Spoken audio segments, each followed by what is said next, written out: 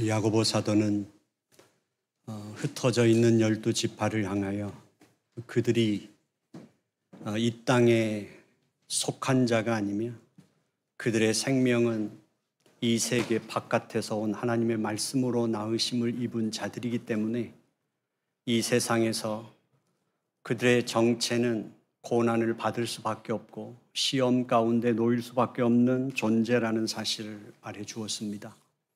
그리고 분명하게 다르기 때문에 우리의 삶의 내용은, 그 경건은 달라야 된다. 첫 번째가 이 세상은 종국적으로 멸망으로 가고 사망으로 끝나는 것이 이 세상의 종국이기 때문에 결국 하나님의 말씀으로 낳으심을 입은 자들은 예수 그리스도를 통하여 그 세계를 깨트리고 생명을 갖고 들어온 그 생명을 소유한 자들로서 가장 먼저 우리에게 변화가 일어나는 것은 생명의 언어이며 화평케 하는 자며 화목하게 하는 자로서의 우리의 삶이라는 사실을 야고보는 요구했습니다. 그리고 야고보는 하나님의 자녀들에게서 나타나는 특성으로서 사회의 약자들, 이 세상의 메커니즘 속에서는 해결될 수 없고 그 수레바퀴 속에서 언제나 소외되는 약자들을 향한 하나님의 관심, 바로 하나님의 진리의 말씀으로 태어난 사람들은 그 하나님과 같은 관심을 갖고 하나님의 나라의 특성을 드러내게 된다 하는 것이었습니다. 그래서 하나님의 나라의 교회 속에서는 차별이 있을 수 없다는 것을 야고보 사도는 요구했었죠. 이제 오늘 좀 더 야고보 사도는 포기하지 않고 우리의 신앙을 물고 늘어집니다. 그것은 1장 19절에서 야고보 사도는 말했죠. 너희는 듣기는 속히 하고 말하기는 더디하고 성내기도 더디하라. 그러면서 듣기는 속히 하는 문제를 그때 다루었습니다. 야고보가. 하지만 뒷부분에 대해서는 야고보가 다루지 않았었는데 오늘 이제 말하기는 더디하는 부분에 대해서 이제 교회 지도자들을 향해서, 선생된 자들을 향해서 권면하고 있습니다. 오늘 본문은 1차적으로는 아마 선생된 자들이 누군가 하면 목사와 장로일 것이고, 이제 좀 더 포괄적으로 해석한다고 그러면 교회의 지도자들일 것이며, 더 넓게 본다면 이 세상에 하나님의 나라를 전하고 드러내야 할 사명을 가진 교회를 향한 말씀이라고 생각할 수 있습니다.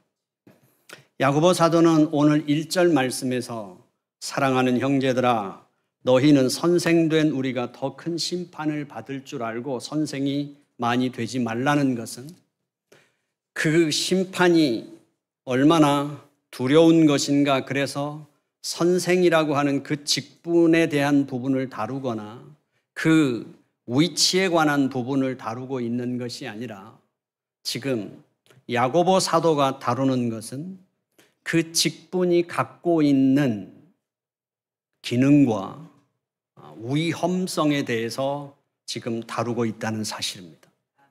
오늘 3장 1절부터 18절까지 말씀을 다 읽다 보면 납득하기 어려울 만큼 야고보 사도가 직설적이고 신랄하다는 사실입니다. 어떻게 읽다 보면 야고보 사도가 감정에 사로잡혀서 감정적으로 이 이야기를 하는 것은 아닌가 싶을 만큼 아주 강한 어조로 오늘 3장을 다루고 있다는 사실이죠. 야고보가 오늘 선생된 자들의 기능 그리고 그 위험성을 다루고 있다고 생각한다고 하면 목사에게 있는 가장 큰 위험성은 아마도 잘못된 가르침일 것입니다. 하나님의 진리의 말씀을 전하는 자로서 가르치는 자로서 잘못 가르치는 것이 가장 치명적인 위험일 것입니다.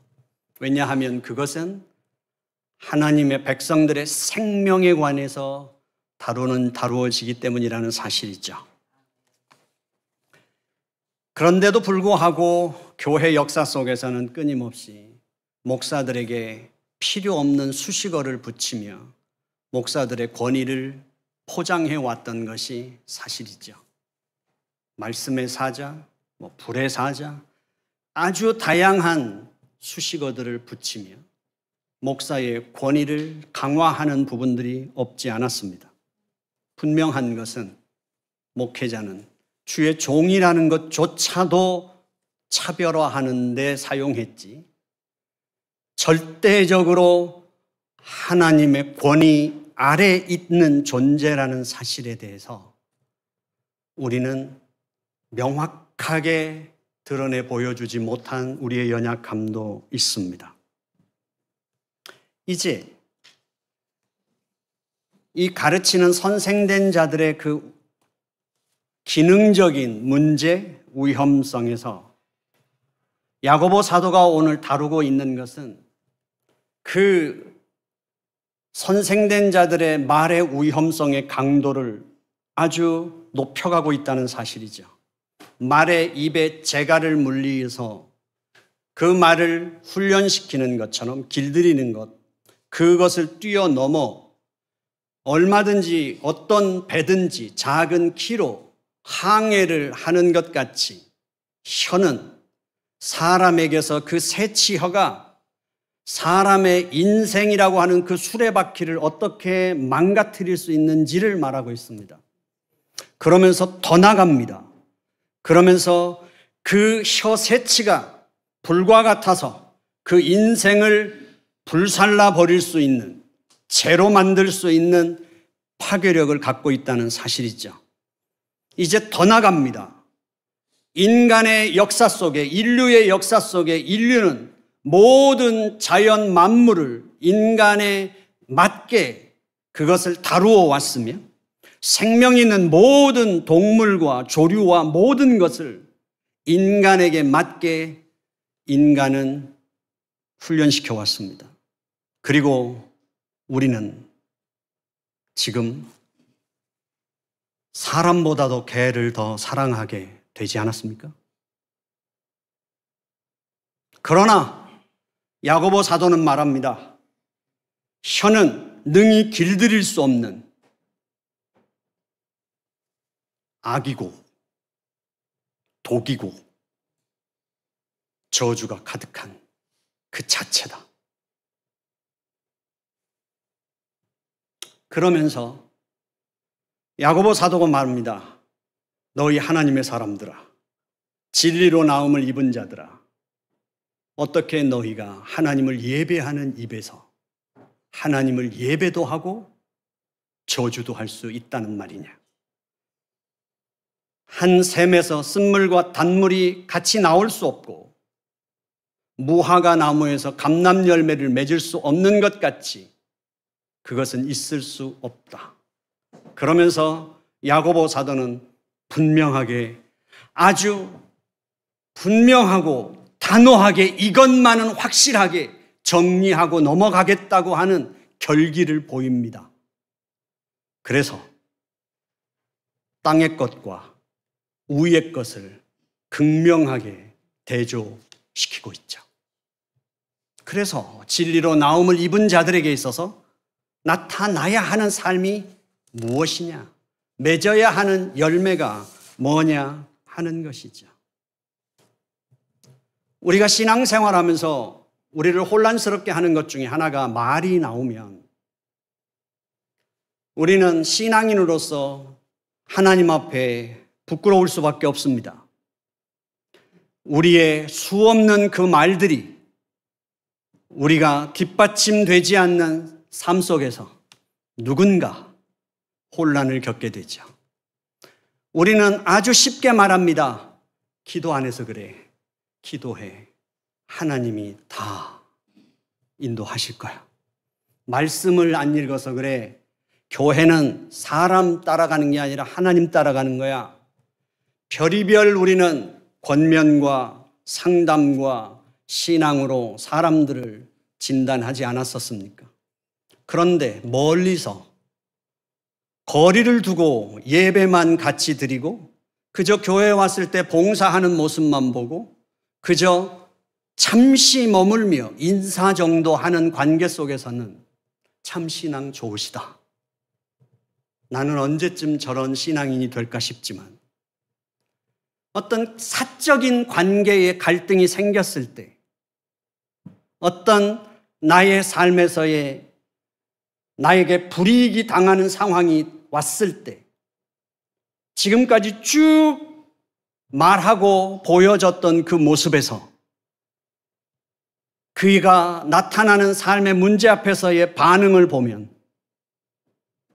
처음 예수를 믿는 사람에게나 정말 하나님 안에서 내가 잘 믿고 싶다거나 신앙이 좀 자랐으면 좋겠다는 갈망을 갖고 있는 믿음의 후배들에게는 혼란을 주기에 충분하죠.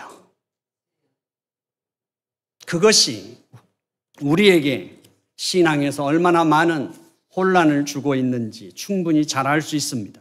그래서 사람들이 비난을 하거나 이중적이라고 말하거나 위선적이라고 말할 때도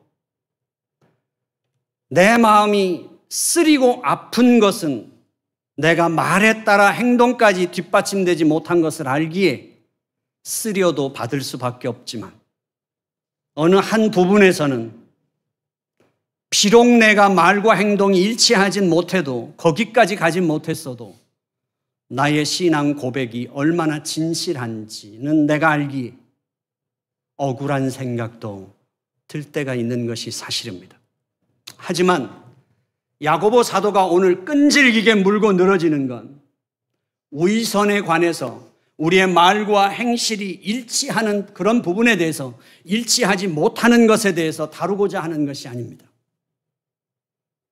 선생된 자들에게 오늘 야고보 사도가 집요하게 끌고 들어가서 반드시 수술을 하고야 말겠다고 건드리는 암덩어리는 독선입니다. 혀의 위험성에서 가장 치명적인 것이 있다면 그것은 독선입니다. 위선같이 언행일치가 이루어지지 않는 것도 신앙생활에 큰 장애가 되지만 그러나 신앙의 가장 치명적인 것은 독선입니다. 위선과 독선의 차이는 위선자는 자기가 지금 무슨 말을 하고 있는지 무슨 행동을 하고 있는지 자기가 안다는 겁니다. 하지만 나의 이익을 위하여 나의 필요를 얻기 위하여 그럼에도 불구하고 알면서도 한다는 거예요. 독선은 내가 어떤 말을 하고 어떤 행동을 할 때 그것이 잘못됐는지 맞는 건지 모르면서 한다는 거예요. 그래서 더 치명적입니다. 한 입에서 찬송과 저주가 나오는데 저주를 하고 있다는 사실을 알면 부끄러워하거나 주저하거나 조금이라도 가리고 싶어 할 텐데 저주를 하면서도 그것이 저주가 아니라고 생각하는 겁니다. 역사 속에서 분명하게 있었습니다. 십자군 전쟁이 그것이 아니었습니까? 하나님의 나라를 확장을 위해서는 무력을 사용하셔라도 그렇게 해야 된다고 말했던 그것은 거룩한 전쟁이라고 믿었던 겁니다. 얼마나 많은 사람들의 목숨을 앗아가면서도 중세교회는 무력을 사용해서라도 소수의 생명을 희생해서라도 하나님의 나라는 확장해야 된다는 것이었습니다.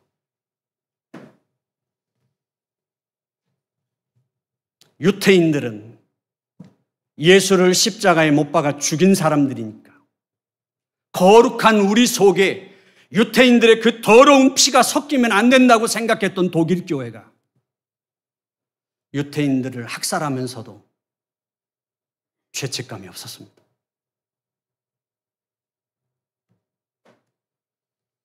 그들은 그것이 정의라고 생각했고 거룩한 전쟁이라고 생각했기 때문입니다.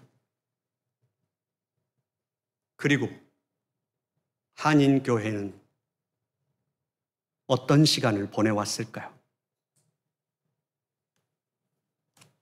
우리는 주님을 위한다는 명분 아래, 이것이 교회를 지킨다는 명분 아래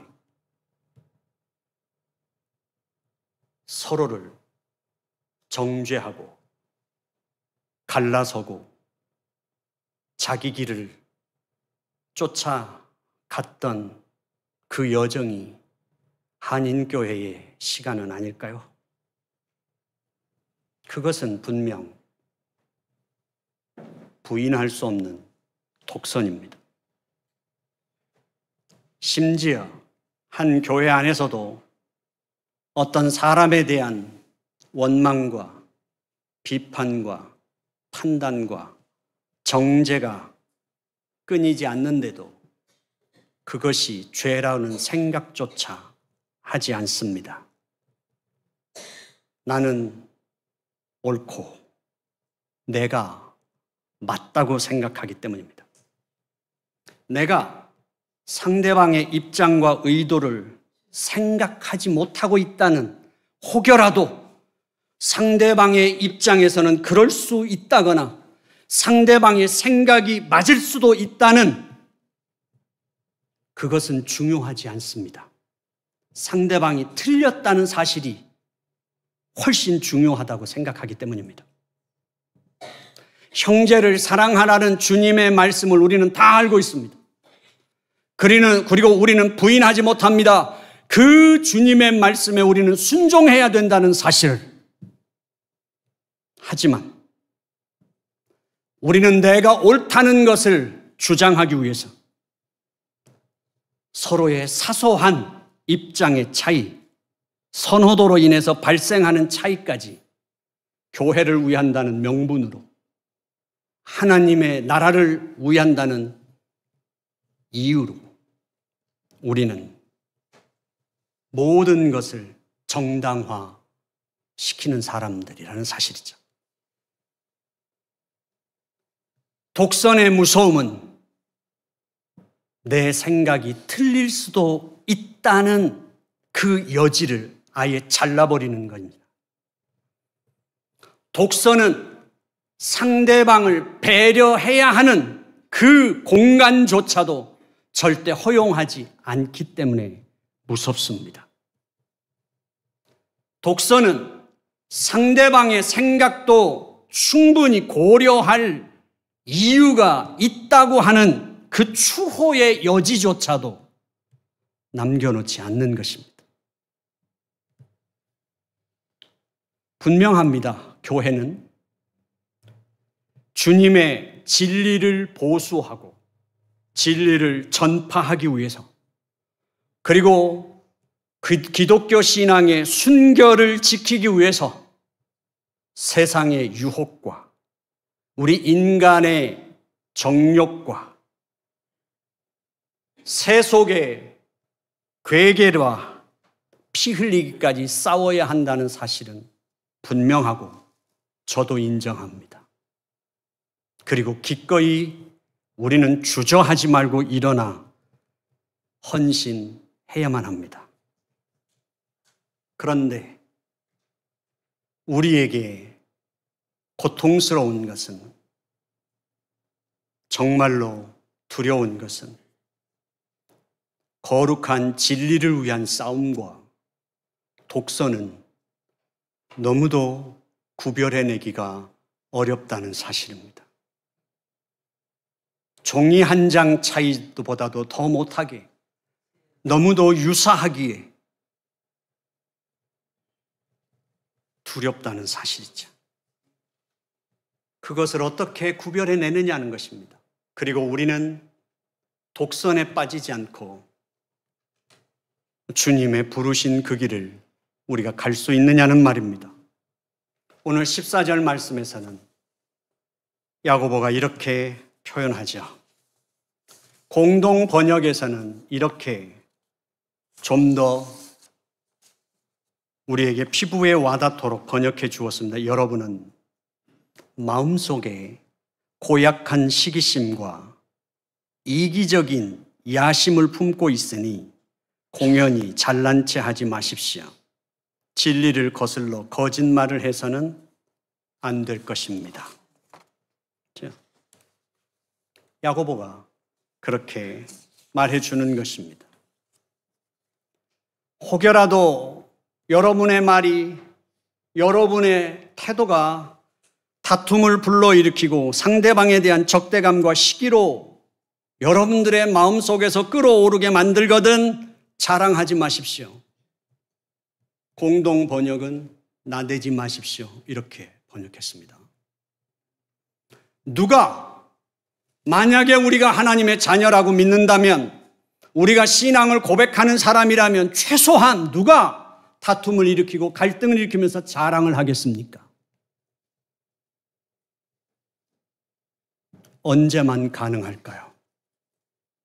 이때만 가능합니다. 내 생각이 옳다고 확신할 때, 내가 가는 길이 옳다고 확신할 때, 그때는 우리가 이렇게 말합니다. 사거리에 나가서 다 사람 붙잡고 물어보자고. 누구 말이 맞는지. 그리고 우리는 이렇게 말합니다. 하기 싫으면 관둬. 나 혼자라도 할 거야. 사도 바울은 이렇게 말하죠. 빌립보서 2장에서 너희가 만약에 선한 일을 할 때면 누구를 권면하거나 돌아볼 때는 한 마음으로 해라.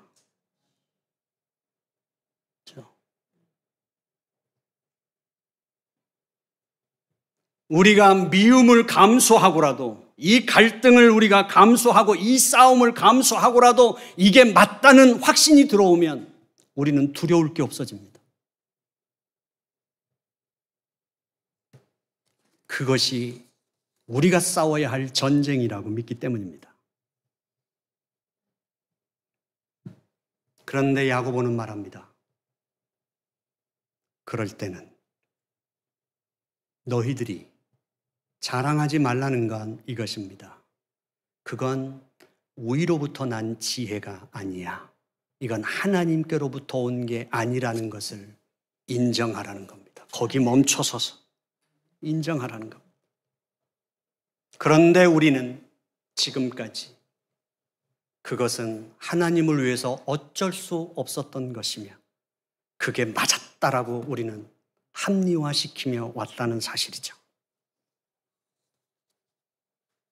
더 무서운 것은 예배를 드리면서도, 예배를 드리는 동안에도, 기도를 하고 있는 동안에도, 타국에까지 가서 선교를 하는 동안에도 내 속에서는 미움과 시기와 경쟁을 키우면서도 그것을 거룩한 신앙의 증오요, 정당한 싸움이라고 생각하면서도 우리는 그걸 합리화했다는 사실입니다.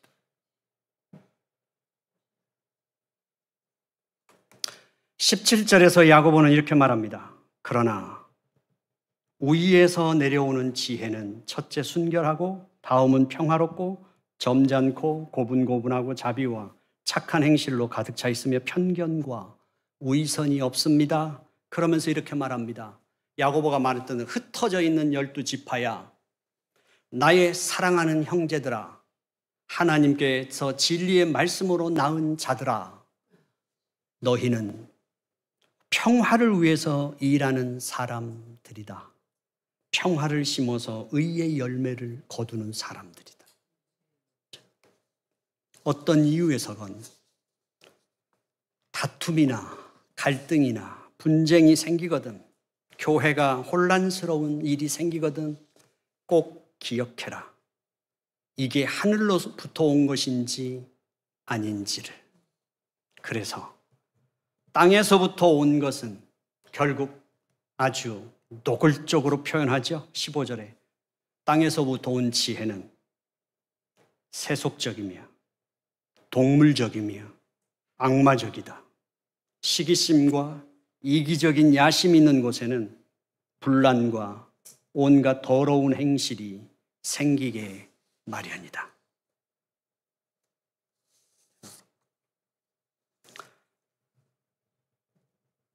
독선의 무서움은 상대방을 이해하려는 여지가 들어올 수 없고, 상대방의 아픔을 내 아픔으로 끌어안고 함께 하기 위해서 울겠다는 우리의 의지가 들어올 여지가 없고,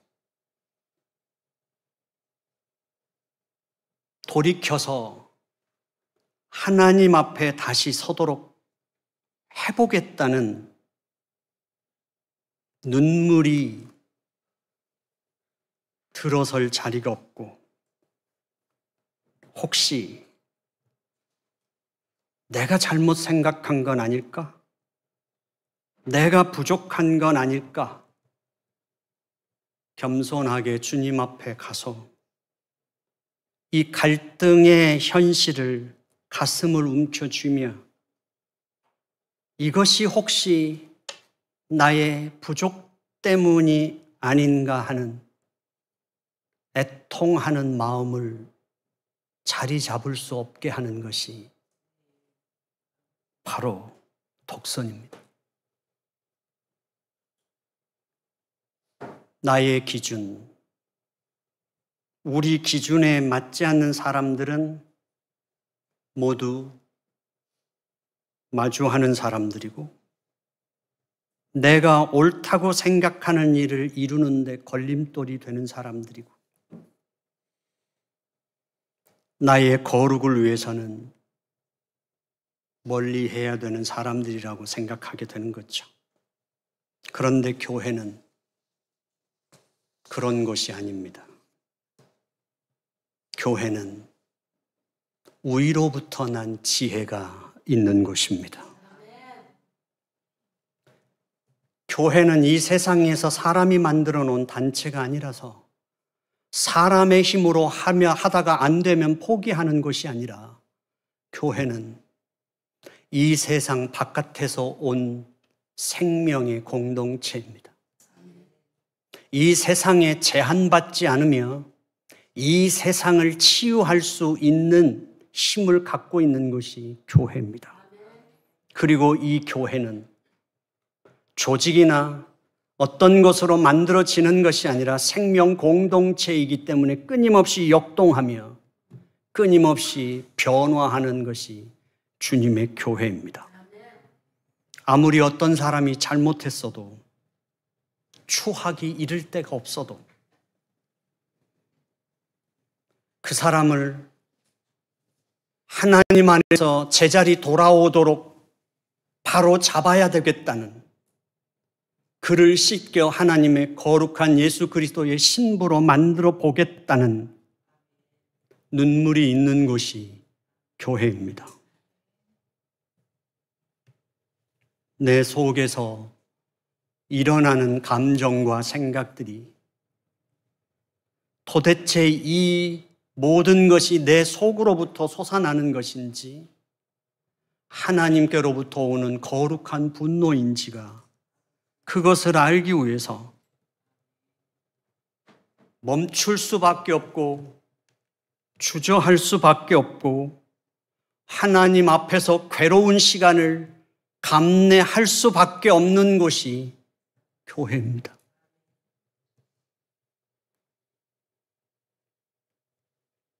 그런데 우리는 우리의 분노를 너무 쉽게 정당화시키고 다른 사람들의 삶을 너무 쉽게 판단하고 너무 쉽게 단정해 버렸습니다.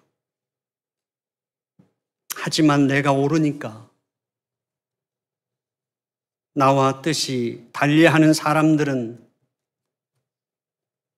다 적이라고 말하는 교회에서 그 독선을 우리가 경계하고 두려워해야 하는 이유는 아무리 틀렸다 할지라도 옳은 곳으로 인도하도록, 아무리 무너진 인생이라도 다시 일으키도록, 아무리 소망 없는 삶이라도 빛 가운데로 인도하라고 교회를 세우셨고, 그 사명과 존재 이유를 갖고 있기에 우리는 우리의 독선을 두려워해야만 합니다. 우리 길벗교회 교인들은 자주 말하죠. 우리 길벗교회는 사랑이 별로 없는 것 같다고, 목사를 닮아서 배려심이 너무 많아서 사랑이 없는 것 같다고 인정하고 아쉽습니다만 별로 문제 안 된다고 생각합니다. 하지만 나에게, 우리에게 마땅한 사람과 못마땅한 사람을 구별하고 누구든지 끌어안으려고 하기보다는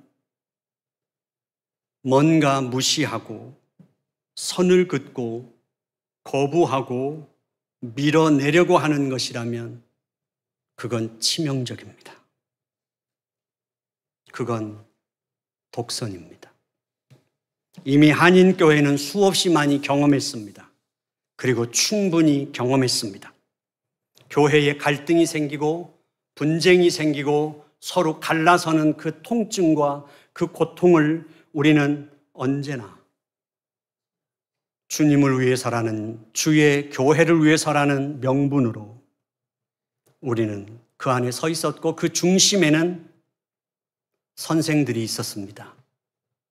그 선생들의 입을 통해서 저것은 잘못됐고 이것이 맞고 저들은 잘못 가는 것이고 우리가 잘 가는 것이라는 것으로 그 갈등은 더 증폭됐고 적대감은 분열로까지 이르게 되는 것이 사실이기 때문입니다.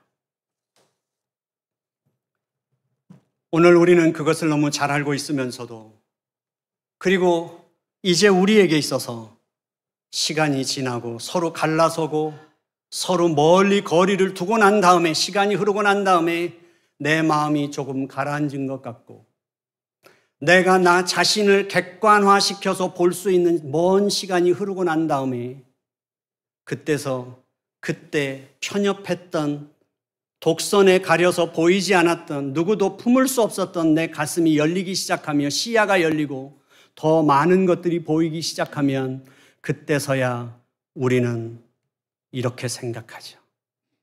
그때 내가 왜 그랬을까? 왜 그렇게까지 했어야 했을까?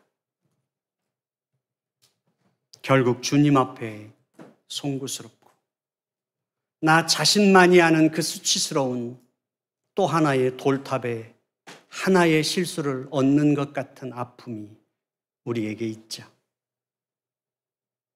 그것을 수없이 반복했는데도 불구하고 오늘도 저에게 두려운 것은, 그리고 우리의 두려움은 그것입니다.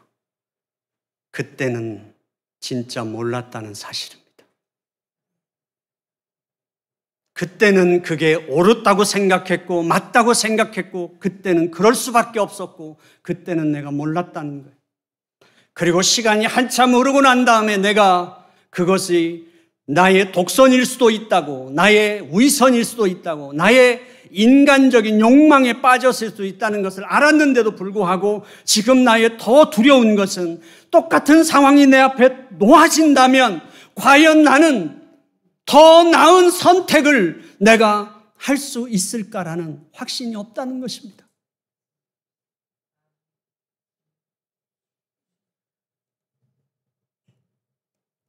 사랑하는 성도 여러분, 저는 우리에게 정죄감을 만들자고 하는 것이 아닙니다.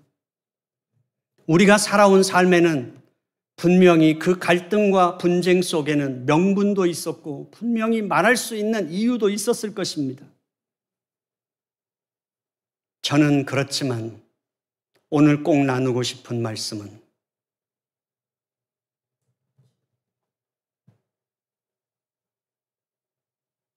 우리 자신을 독선에 빠지도록 놓아두지 말자는 것입니다. 우리 길벗교회는 16년이라는 시간 동안 자라왔습니다.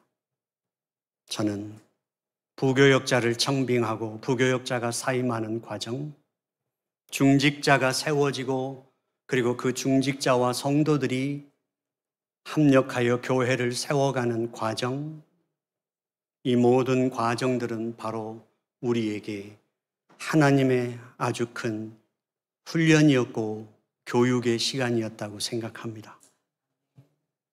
우리가 예배당의 어려움을 겪을 때 우리는 그 예배당을 세우는 과정 속에 교회가 무엇인가를 배웠고 그리고 교회가 어떻게 세워져야 하는지도 배웠습니다.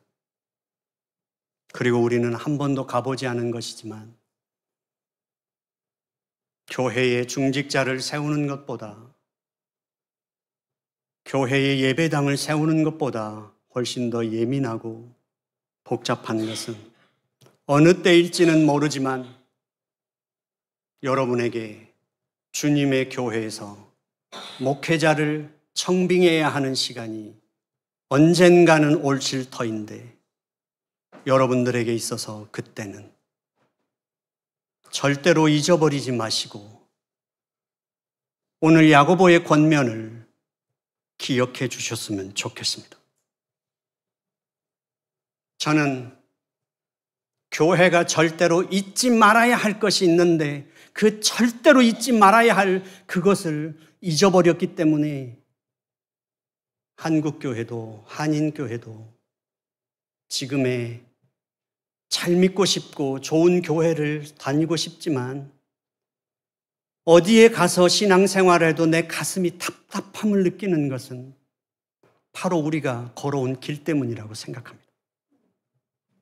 우리가 절대로 잊어버려서는 안 되는 것은 교회의 주인은 아버지 하나님이시라는 사실입니다. 교회의 머리는 우리 주 예수 그리스도라는 사실인데 어느새 우리는 그것을 잊어버리고 우리가 교회의 주인이 돼버렸다는 사실입니다. 저는 하나님의 소명을 받아 목회자가 되었고 지금까지 길벗교회에서 설교하고 가르치는 사역을 감당해 오고 있습니다. 그 모든 것은 하나님의 은혜였습니다. 제게는 여전히 아직도 죄성이 남아있어 순간마다 때마다 제 속에서 펄펄 끓어오릅니다. 그리스도의 은혜로 하나님의 자녀라 칭함을 받았지만 그러나 그것의 주의 은혜로 받았다 해서 내 성품도 순간적으로 받아지는 것이 아니기에 내가 항상 옳은 판단만 할 수 있는 것도 아니며 내가 항상 맞는 길만 가는 것도 아닐 것입니다. 그것을 날마다 절절하게 경험하며 살아가고 있는 죄인입니다. 어느 때 생각해 보면 그것은 오기였고 어느 때 생각해 보면 그것은 편견이었습니다. 내가 왜 그랬을까? 내가 왜 그 말을 그때 그렇게 했을까 싶고 그때는 그것이 맞다고 생각했는데 가슴 저리게 저 자신을 후벼 팔 때가 너무 많습니다. 그리고 나의 삶의 모든 순간이 일만 한다고 생각했지 오히려 하나님의 일거리를 훨씬 많이 만든 것 같아 송구스러울 때가 많습니다. 그런데도 언제나 항상 너무 늦게서야 깨닫는다는 것이, 그 모든 것이 지나고 나서야 안다는 것이 하나님 앞에서 부끄럽습니다. 오늘 야고보서는 교회가 분쟁에 쌓였을 때, 갈등할 때, 이 사람은 이게 옳다고 말하고 저 사람은 저게 옳다고 말해서 교회가 그 갈등하는 상황을 보면서 오늘 야고보 사도는 단호하게 말하고 있습니다. 누가 옳고 그른 것은 하나님의 때가 되면 밝혀질 것이고, 혹여라도 너희 마음속에 미움이 생기거나 다툼이 생기거든 너희들이 이것은 하나님의 마음이 아니라 라고 그것만은 꼭 인정하고 거기서 멈춰달라고, 더 가지 말아달라고, 그렇게 야고보 사도는 말하고 있습니다. 우리는 우리의 오는 길을 언제나 너무 쉽게 합리화하며 살았습니다. 그래서 오늘 야고보 사도가 말하는 대로 우리의 삶 속에 사람의 냄새를 펄펄 내면서 살아왔는지도 모르겠습니다. 그러지 말았어야 했습니다. 그런데도 불구하고 그때는 내가 옳다고 생각했고, 그리고 나도 모르는 사이에 내가 온 길이 나의 주인이 되어버렸습니다. 주님의 교회조차도. 우리는 그리스도의 은혜를 받았지만 성령이 떠나면 그대로 악독이 가득한 혀와 같은 그 존재로 한순간에 전락할 수밖에 없다는 사실을, 하나님의 긍휼이 아니면 우리는 한순간에 독선자가 될 수 있다는 사실을 알고 있습니다. 그리고 교회에서뿐만 아니라 어쩌면 가정에서도 아버지라는 이름으로, 엄마라는 이름으로, 남편이라는 이름으로, 아내라는 이름으로 오늘도 우리의 삶에서 우리가 겪고 있는 아픔인지도 모르겠습니다. 사랑하는 성도 여러분, 오늘 야고보 사도가 권면하는 것처럼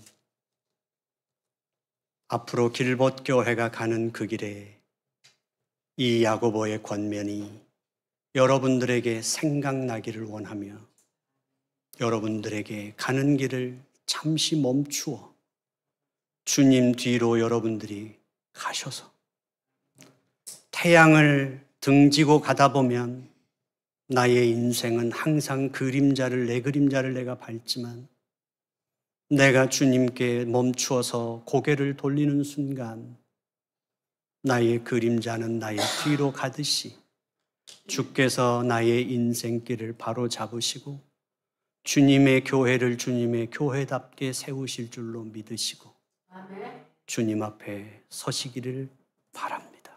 기도하겠습니다. 하나님 아버지 하나님, 감사합니다. 오늘 우리들에게 하나님의 그 말씀이 야고보 사도가 사랑하는 그 형제들을 향하여 아픈 소리를 한 것처럼 우리 자신이 설 수 있도록 하나님 도와주시고, 저희들에게 주의 은혜가 흐르고 주의 평강이 넘치는, 그리고 하나님과 사람이 화해가 이루어지고 사람과 사람이 화해하고 사람과 자연 만물이 화평할 수 있도록 우리의 우리 된 것을 찾게 하여 주옵소서. 예수님의 이름으로 기도드려 싸움나이다. 아멘.